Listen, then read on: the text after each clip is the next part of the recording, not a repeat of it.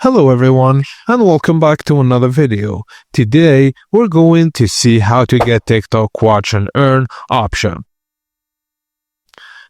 The Watch and Earn feature is part of TikTok's rewards or monetization system where users can get points, earnings, or rewards by watching videos, completing tasks, or referring friends. It's usually available only in certain regions and for users who meet specific criteria. To enable it, go to Me or your profile section on TikTok.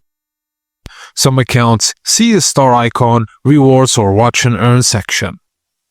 To confirm eligibility and region support, you might need to be in a country where TikTok supports watch and earn. Some tutorials mention installing a plugin to bypass restrictions, but that's risky. Sometimes features unlock only after you reach a certain number of followers, videos posted or watch time. Once enabled, TikTok will let you watch via that watch and earn interface to count rewards and views. This feature may be region locked, so your country might not support it yet, and some guides suggest using plugins or external apps to activate it. That can violate TikTok's terms or can be unsafe. And not all users see this option even if they do everything right. It depends on your account type, activity, and TikTok's rollout.